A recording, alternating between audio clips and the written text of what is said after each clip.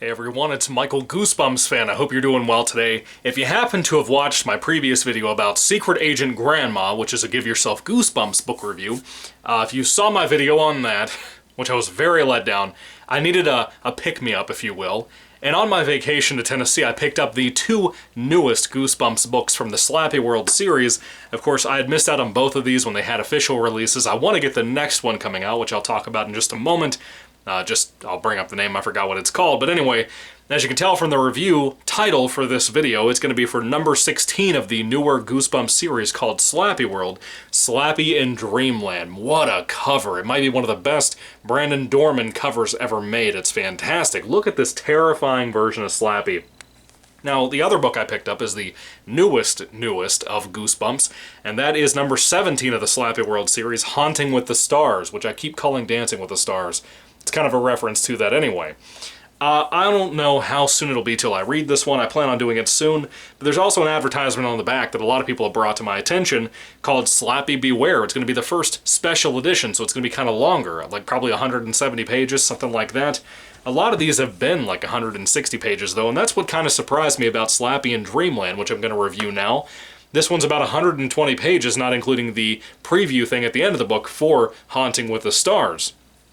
Now, this book, I love Slappy books, just so you know. I think a lot of Goosebumps fans, just in general, really love Slappy. And even if they don't, a lot of them don't seem to hate him, you know what I mean? Even if he's not your favorite villain or anything, people seem to respect the stories and like the stories. A lot of people like myself have had a lot of problems with the modern SlappyWorld series, because a lot of these books, even if they have a really great concept, typically have a really bad ending or a really rough around the edges ending, sometimes even a rushed ending. It's been a continuous problem for me personally, but it's not stopped me from buying these, collecting these, and reading and reviewing these. I'm trying to get caught up now on everything, but I will tell you this. This book, for the most part, really worked. It's one of the better SlappyWorld books in my personal opinion. Everybody might not feel that way. For the most part, it's a generic, typical Slappy book, but in a lot of ways, it tries some new things that I really like. Of course, the title here, Slappy in Dreamland, is very ominous, and I think when all of us heard this title for the first time back when I made like my news video when it was first announced, a lot of us didn't really know what this was going to be about. And it got kind of a weird reputation on what it was going to be, and then it started getting like the synopsis release, where basically Slappy was going to kind of fuse up a little bit in a Freddy Krueger type of way. A lot of us were a little worried and skeptical about that, but it sounded cool. You know, Slappy being able to invade people's dreams, that sounded kind of neat. And for the most part, I think the execution on the story is really solid. Now, it kind of has your typical dummy formula. If you've ever read a Night of the Living Dummy book from R.L. Stein's Goosebumps series, you probably know already what it's about. This one kind of skips the beginning of a lot of those books. Basically, we start off the book with our main character kid, Richard, writing in first person, telling us about how for his 12th birthday recently, he actually got Slappy as a present, and he hadn't had any issues. Slappy was just kind of fun. Now, he goes to... he's essentially going to his mom's workplace one night when it's a bring your own kid night, and she is a sleep study, like, doctor, you know, which was kind of cool. That was something different. I've never seen that in a Goosebumps book. I don't know if that's ever been in a Goosebumps book. It was a really neat idea because what they do here, what Stein does here, which is just great. I love this idea. I love this whole concept and what happened here. When they get there, just kind of as a joke, they decide to hook up Slappy to one of the sleep machines, and they kind of show his brain waves, which the mom is like, there has to be a malfunction. This is a piece of wood. How does this thing have dreams and brain waves and that kind of thing? It was just crazy. It was weird. It was bizarre. And from that point on, the book gets bizarre. The mom thinks it was some kind of bug in the system. It may or may not have been. So... most of this book from that point on, and also when our main character Richard's cousin Willow comes to stay with them while her parents are out of town traveling, because they do that all the time apparently, while they're hanging out, they start to have shared nightmares about Slappy coming to them in their dreams and telling them to go do this, go do that, destroy different things. Again, very similar to the typical Night of the Living Dummy formula that you typically have. Kid gets told by Slappy to do things, or he does things and blames them. That's kind of the formula we have here, but it's ominous enough and a little bit detached in a little bit of a different way than most of the dummy books have been, You don't entirely always know if Slappy's doing this, or if Willow is doing this, or if our main character Richard has some kind of split personality thing, and maybe he's doing it. You know, it's very, very odd as a story, and I like some of the directions and twists we take throughout the story itself. We also have the traditional party scene. If you've ever read a Dummy book, you've seen the party scene that's been done a billion times, and everything from Dummy, I think, 1 and 2, all the way over to Slappy Birthday to You. A lot of different books have done this involving Slappy.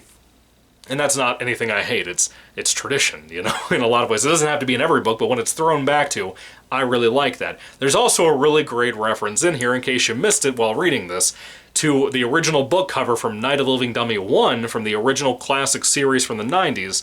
There's a reference to what the cover of that says. It says, "He walks, he stalks." In this book, Slappy says that word for word at one point. It's really neat, I really like it.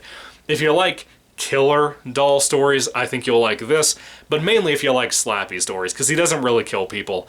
In this book, he tries to. I'll be honest with you, it's a little bit shocking, some of the things Slappy tries to do later on in the book. And as far as Slappy himself is regarded for the SlappyWorld series, usually when you're reading these books, there's little kind of interludes throughout the book, maybe 2 or 3 throughout the entire series, or entire book that you read throughout the series. And kind of the beginning and the ending as well, where Slappy will give kind of an introduction and a final, like, words thing, almost like an author's note, but Slappy doing it. And then in the middle of the book, you'll have a couple of places where that happens too, of just him commenting on different events or explaining certain things we didn't understand in this book. That was kind of neat, and here it works really well. I typically like when Slappy does that for his own books in the SlappyWorld series. It's something different, you know? Now, another big thing that I really liked was I didn't know where the ending of this was going, and it didn't entirely feel rushed to me. Some people might say that maybe it needed about 5 more pages or at least 1 more chapter added on. It kind of depends on where you stand at. I could see the very final chapter of this book being a very debatable discussion on what happened there, whether it was enjoyable, whether it was bad. For me personally, I didn't hate the ending. I thought it was okay. I don't think it was great, but I think it was mostly okay. If this was the last ever Slappy book I got, with how wild and zany and bizarre it was, I think I would mostly be satisfied with it. I would not hate this at all. It's got some really great stuff to it. But for the most part, it's not amazing, but it's a good read, a very entertaining read, and probably one of the better SlappyWorld books we've had. I've liked most of them, for the most part. Haven't loved all of them by any means. They're not all It's Alive, which I think is fantastic. Probably still my favorite, even compared to this. But this book in general, from the original release to now, I can still say there's a hype train for a reason, and I think for the most part, it's a very solid read that I do recommend if you happen to be a Slappy fan, but also a SlappyWorld fan. If you like these books, I think you'll like this. It works for a more modern Goosebumps audience, but it has some cool, kind of shocking moments to it. I like the twists that are in here as well. And Willow, being a cousin character, actually didn't get on my nerves the way I expected her to go as a character. There's a little bit of nitpicking and bantering and that kind of thing between our main character and her, but, you know, I still liked it. There's a lot of the parents involved in this story, too, mainly the mom being involved in this story, which is kind of nice. I like when Goosebumps does that, like Diary of a Dummy did that. Anyway, when it comes to Goosebumps SlappyWorld number 16, Slappy in Dreamland, I had a really good time. That's really what matters to me when I read or watch or play anything. I really just want to be entertained. This one was very solid. I read quite a bit of this about 2 days ago, maybe about 50 pages of it over the last couple of days.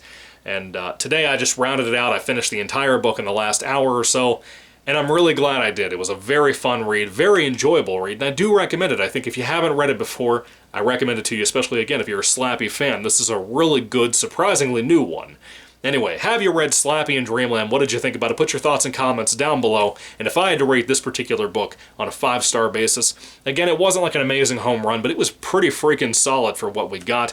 I would give it a 4 out of 5 stars. I was very impressed with it, very much entertained by it. I can't wait for Slappy Beware. I love the Slappy books, as you can tell. Anyway, what are your thoughts, guys? Put them down below. Let me know down in the comment section what you think.